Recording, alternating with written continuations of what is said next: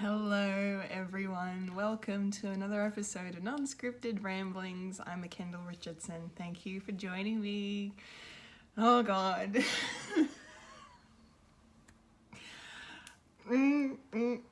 This, yep. It's gonna be hard for me to find some words to start this video because I'm just so overwhelmed and happy and excited and emotional because Loki has arrived finally. Oh my god. I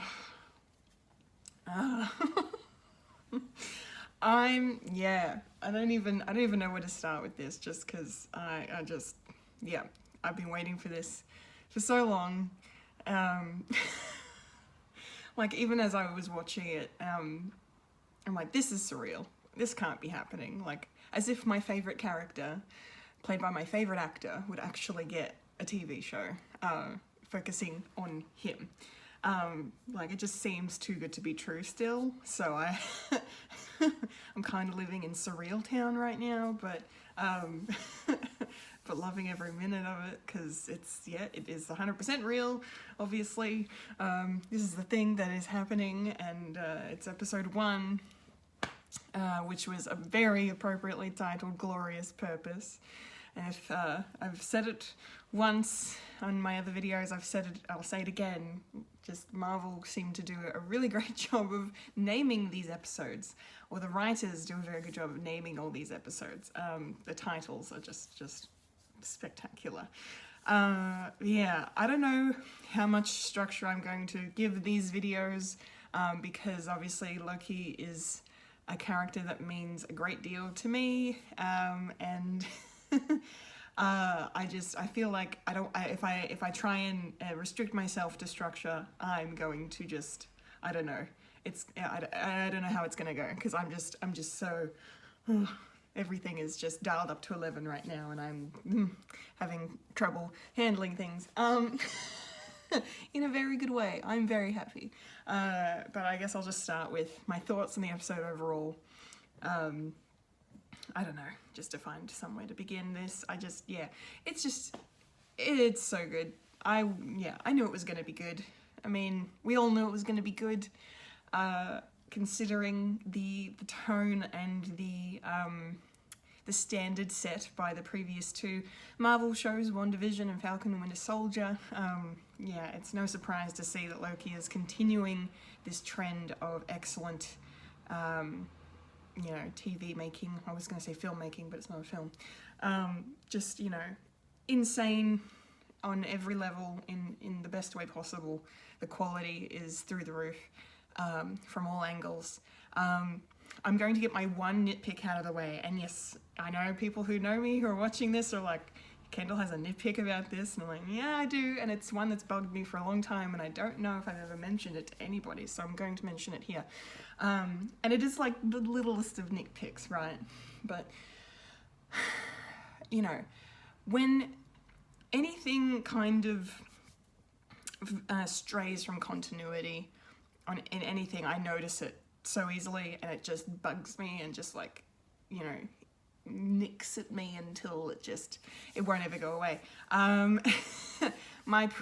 only little problem I have is the fact that this is going to be so stupid. The fact that Loki's hair at the start of the episode doesn't match his hair in Endgame or Avengers 1. It's not that slicked back, flicked at the end hairdo that he's supposed to have, right? It is, their attempt with Tom Hiddleston's actual hair, because he grew out his hair, God bless him, because he looks stunning with long hair. Oh my God, well, he looks stunning in general, but that's beside the point right now. This in Loki, this is Tom Hiddleston's actual hair. He grew it out, dyed it black, similar to what he did for the first Thor movie 10 years ago, except it's a bit longer here.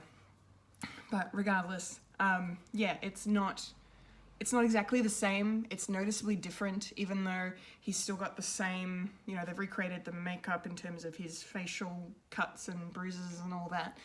from his fight with the Avengers and Hulk, most notably.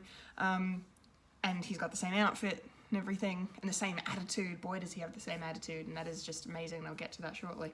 But the hair is not the same, and I don't understand why they couldn't put him in a wig for 10 minutes, like, because they did it in Endgame, and he was in that movie for not even 5 minutes. So I'm like, I don't understand why they couldn't have done it for Loki at the start, and I would really love to know why. Because, you know, we have that scene later on when Loki gets to the TVA and he's being processed, essentially, and he goes in to the that robot thing that wants to take off his clothes and put him in the jumpsuit that we see him in, and yeah, that scene's very funny. But you know, in that scene, he the robot uses this thing to get rid of his fine Asgardian leather, as Loki calls it, and we get naked Loki for the first time. And I tell you what, I'm not going to mention any of my thoughts on that because I think my meanness just speaks for itself in that area. Oh god, I've waited 10 years for a shirtless Loki. It's finally happened. Anyway, so why couldn't they have done a whole makeover thing with the hair in that scene when they get rid of his old clothes, get rid of the wig, and have, you know, because Loki is all about illusions, so, you know, and he can make himself look like whatever he wants, right? So his look in Avengers could have just been an illusion, and this robot could strip away the Asgardian clothing and strip away the illusion, and his hair could change from the slick flick, as I'm now going to call it, the slicked flick, to what we see in the series now. So, I don't know. Again, it's a nitpick. It's a tiny nitpick, but it bugs me so much, and I just had to vent that out up top. So, but anyway, apart from that, yeah, this was a great first episode. This is probably the strongest first episode of all 3 shows so far, easily. I mean, granted, first episode of Falcon Winter Soldier was also very good, but it was not as strong as this one. And of course, WandaVision, we know, was we had no idea what was going on in that first episode, and that was part of its charm and wonder. But here, it's just hit after hit after hit after hit. Everything's landing. The comedy's landing. The drama, the gravitas is landing. The performances are off the charts, just so good. And the music, can I please just shout out Natalie Holt, who is a name I have never heard, but she is the composer of this insanely good score that I am loving so much. It is so classic sci-fi. It is very Doctor Who-esque in a lot of ways, but it also is its own thing, and it really just fits so well, and I'm so happy with it.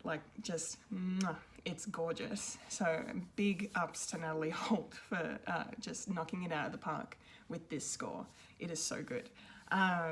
Yes, but anyway, what else can I talk about? I mean, look, let's just talk about Loki, because, you know, this, as in the character himself, this episode is, you know, I was not expecting the feels to be brought up right now. I didn't, because, you know, the past couple episodes, the past couple of shows, the character development feels episodes happened later on. I mean, with WandaVision, it was towards the end, and Falcon Winter Soldier, it was, you know, depending on Bucky, if you're Bucky or Falcon, and Bucky or Sam, rather, I should say, you know, it happened at different points in the show, but never right away. And here, we are dealing with Loki's character development straight out the gate, because as soon as Mobius, played beautifully by Owen Wilson, gets him in this room, and he starts he's almost kind of therapizing him a little bit, trying to get to the bottom of him, trying to find out what makes him tick, why he is the way he is, why he, you know, kills people, you know, why he hurts people, why does he want to rule, why is he limiting himself like this when he could do so much more, be so much more, exactly how Thor said in Ragnarok, that, you know, Loki kind of gets a glimpse of later on.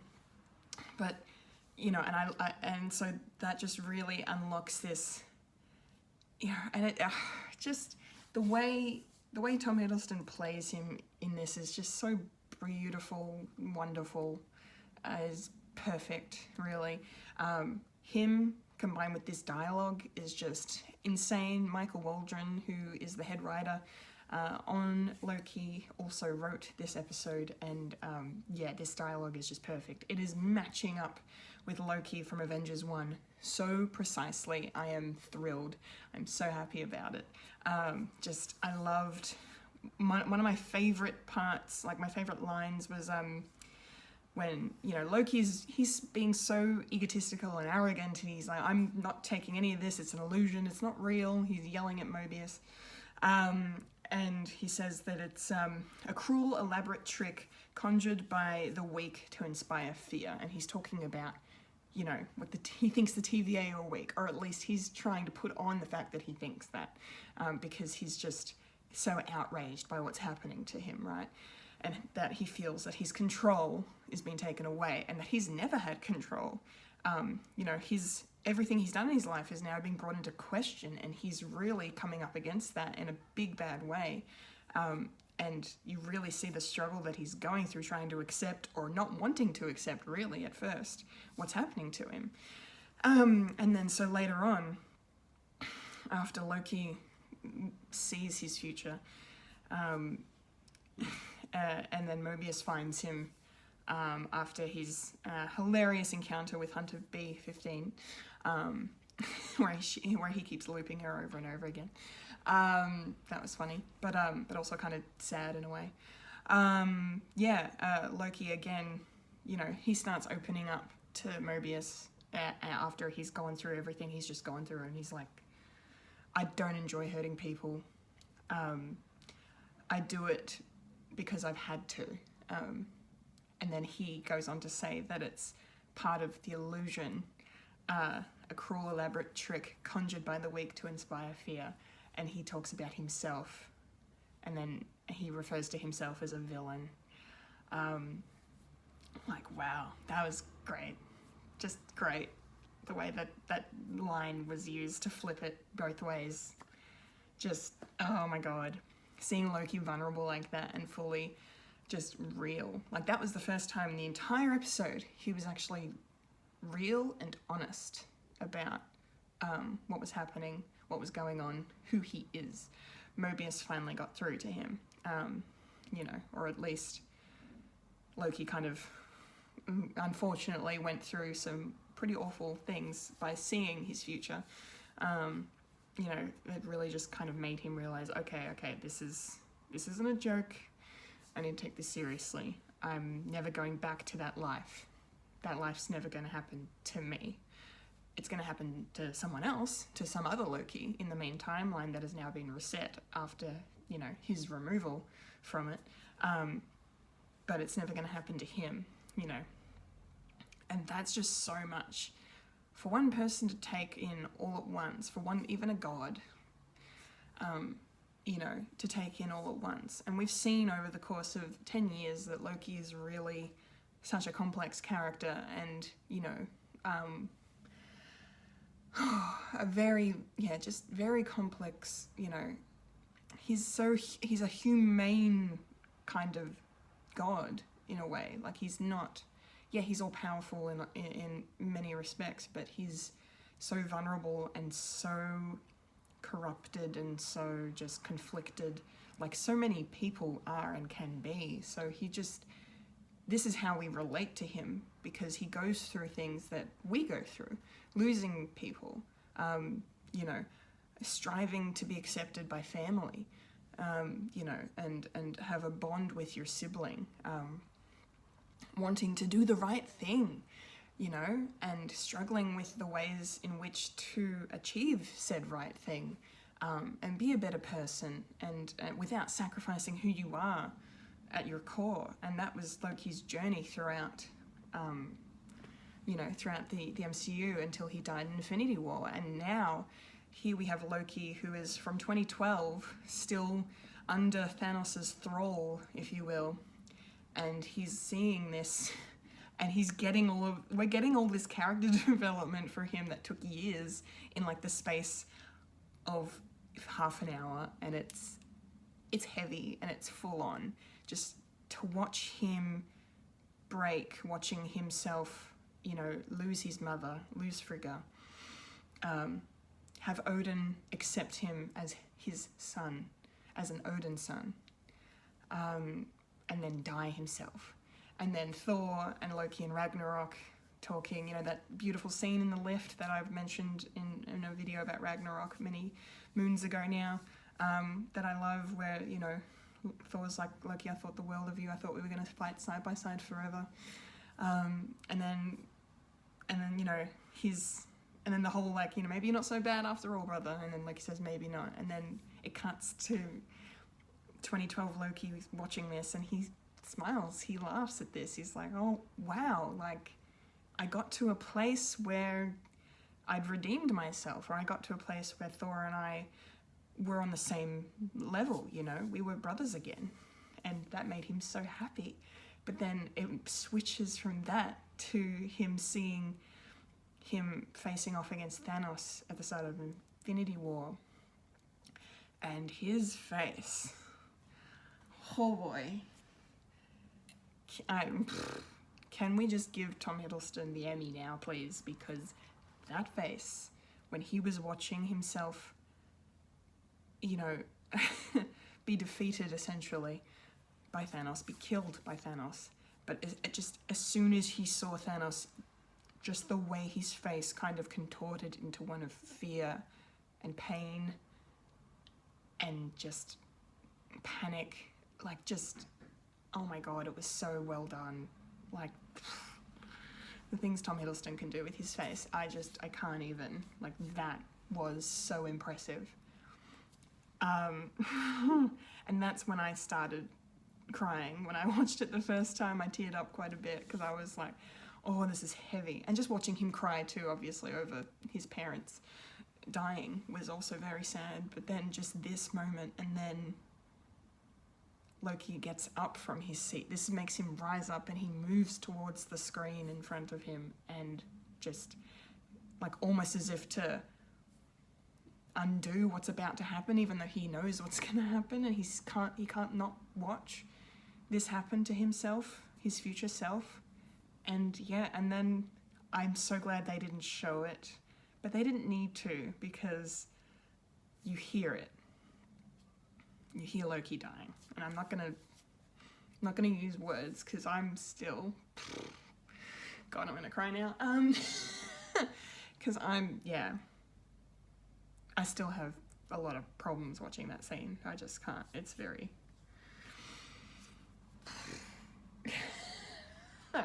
it's very hard to watch.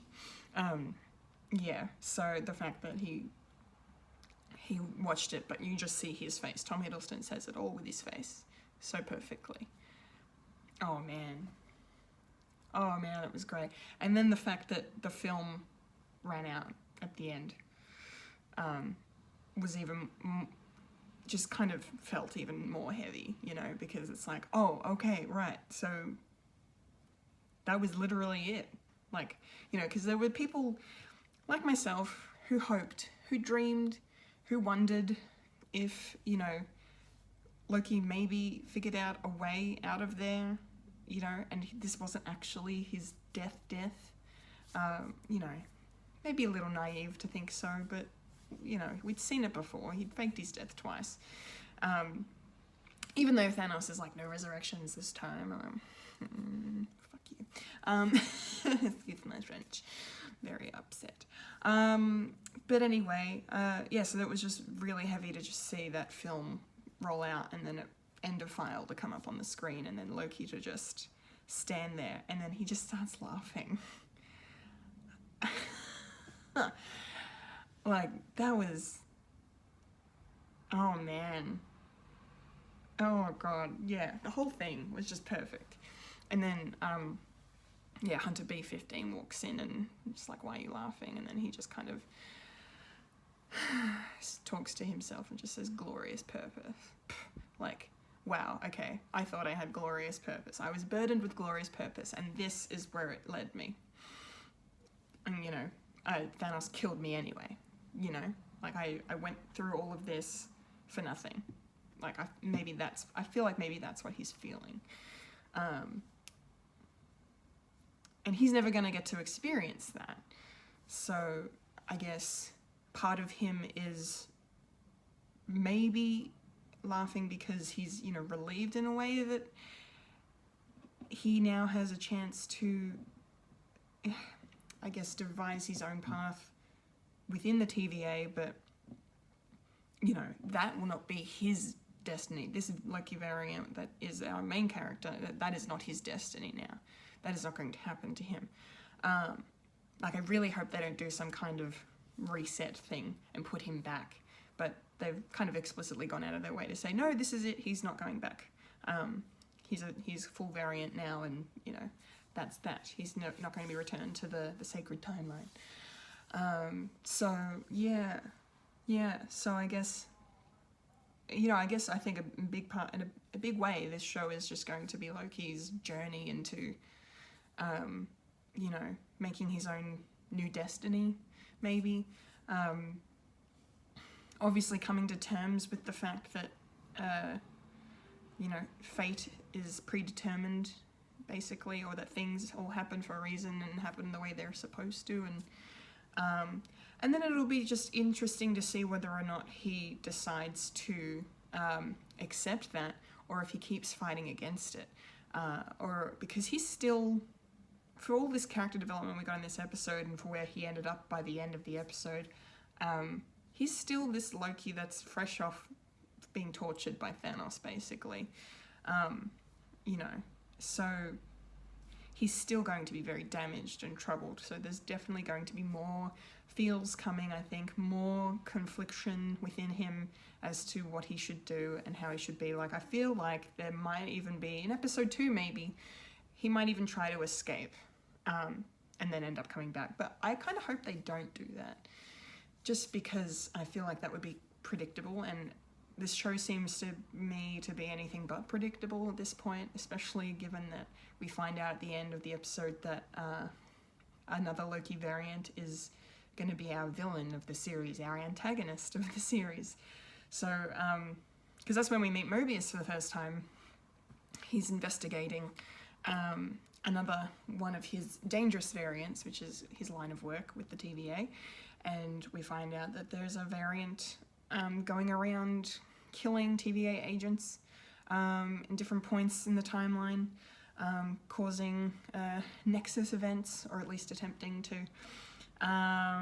And so, yeah, and that's why Loki is needed, because Mobius wants to get inside Loki's head so he can figure out how to stop this other Loki variant.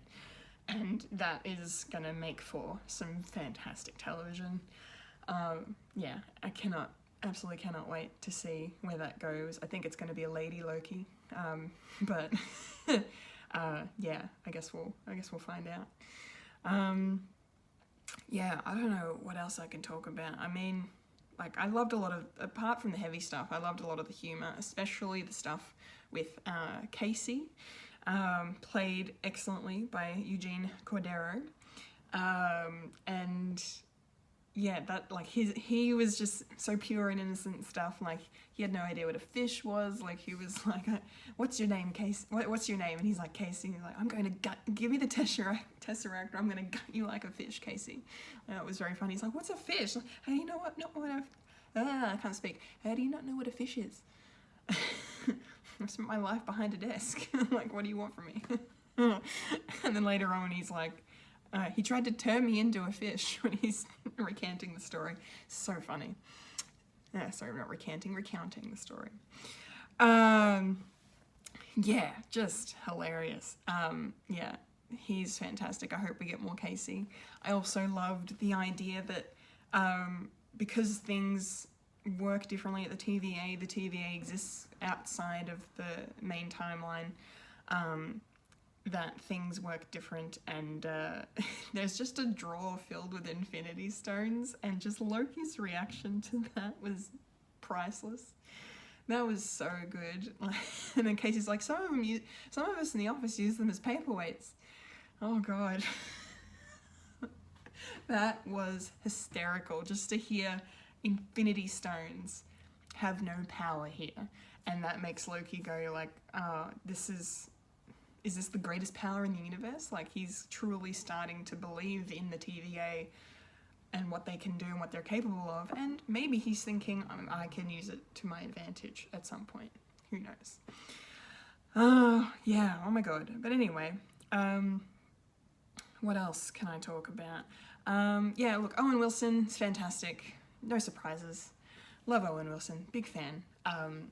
Big fan. I've always been a fan of his for many, many, many years. And yeah, his addition to the MCU is a most welcome one. He's excellent as Mobius. He doesn't get too much chance for out-and-out comedy. I mean, a lot of his, like, some of his dialogue obviously is very amusing. It makes me chuckle quite a bit, some of it. Like, I like when he's in the courtroom talking to Ravonna Renslayer, played by mbatha-raw, another fabulous actress. She does a very good job, and I'm looking forward to seeing more of her. But I love it when he's like, you know, I always feel like I'm looking up to you. It's very appropriate. Just in that Owen Wilson way, like he whispers it. Yeah, it's gold. And then when you know, they're rewatching the Avengers 1 footage, and Loki's like, you know, like he says, you know, if it's all the same to you, I'll have that drink now. And then Mobius is actually drinking something at the time that he offers it to Loki. Like, that was great. Yeah, no, and it's really nice to kind of see that. I guess Mobius doesn't really see Loki as the villain that Loki thinks he is at this point.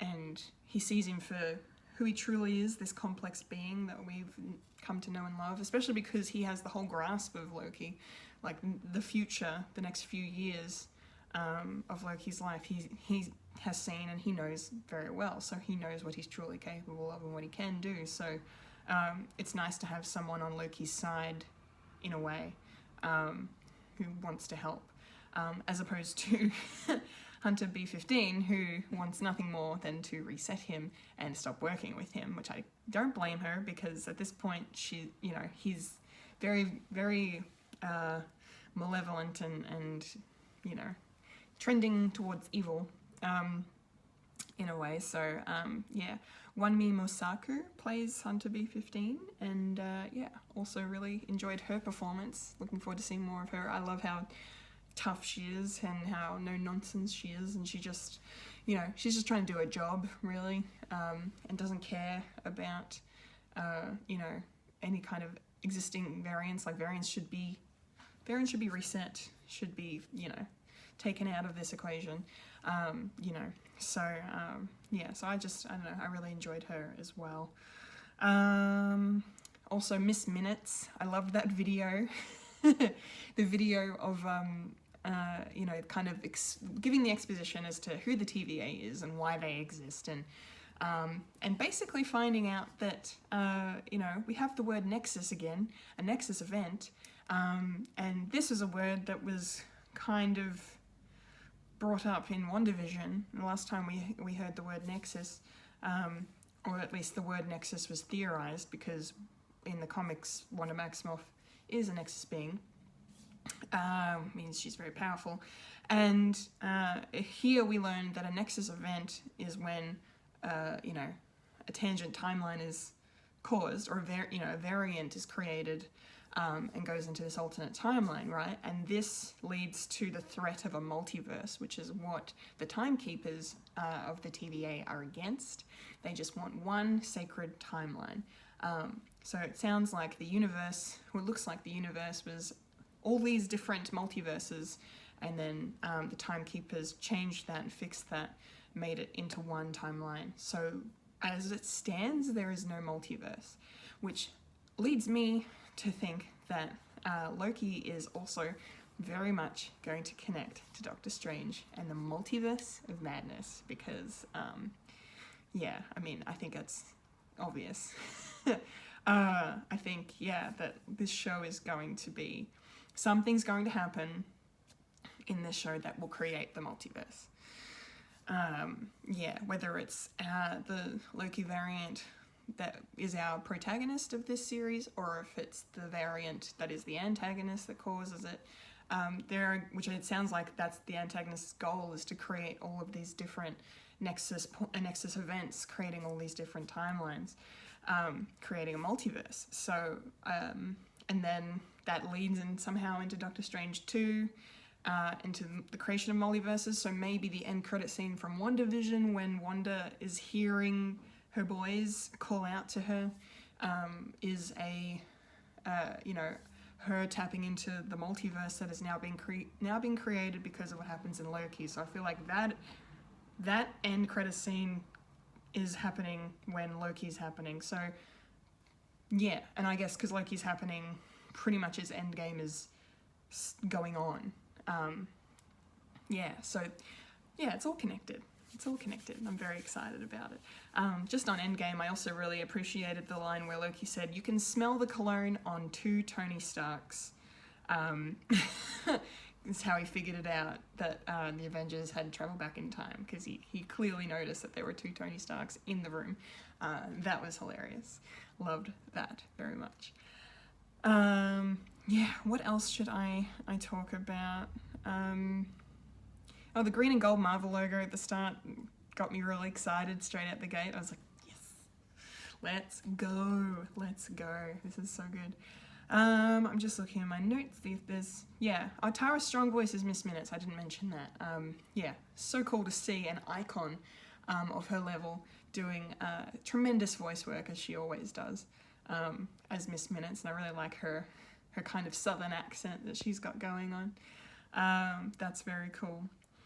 I don't know if I have anything else. I just love the way the whole thing looks. The aesthetic is great. And that, that glimpse into what the greater cityscape of the TVA looks like was so cool. And it just reminded me of like classic sci-fi kind of imagery, or even like something out of a Jack Kirby, spread of panels, just gorgeous detail. Lots of detail going on. Just very, very, very cool.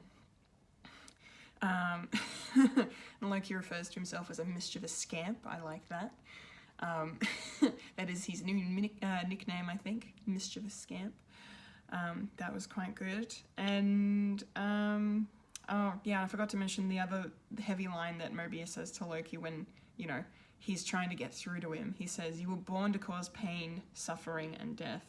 Also, others can achieve the best version of themselves." And then it shows that the circle shot of the Avengers, and then I'm just like, that's a low blow. I mean, he's right, but in a way he's right, but still that felt a little out of line to me. I don't know, it was very harsh, it was very savage kind of thing to say to him, to kind of make him realize, like, no, you're not meant to rule. This is not your true path, your true timeline, all of that stuff. That was really, really, really heavy. Okay, and then I think the last thing I'll say just before I wrap up is the fact that DB Cooper, we got the DB Cooper scene in this episode, set to some more great music. But just to find out, especially because I'm a fan of true crime, and I've seen and heard the DB Cooper story told a couple of times. And it's a mystery that's never been solved. Like, no one ever, we have no idea what happened to him after he jumped out of the plane. Like, nobody knows what happened. So the fact that they've made it that it was Loki, like, which we kind of knew from the trailers anyway, but to have it confirmed and shown fully in the show was great. And it was just really cool to see Tom in that kind of get-up on the plane, kind of flirting with the stewardess. Like, that was really, really nice. And then the fact that he says to Mobius afterwards that he lost a bet to Thor, and that's how that happened. And I love Owen Wilson's reaction. I can't believe you're DB Cooper. Like, that's insane. Like, it's hilarious. I hope we get more of that, to be honest. More of Loki actually being in, he was these people in this time and all this stuff, like just lots of that. But I feel like we're going to get some of that anyway when we see, because I think we're probably going to get more Loki variants, to be honest, as we go through the show. As they're trying to find the one they're after, maybe some others will appear, who knows. In any event, we'll find out over the course of the next 5 weeks.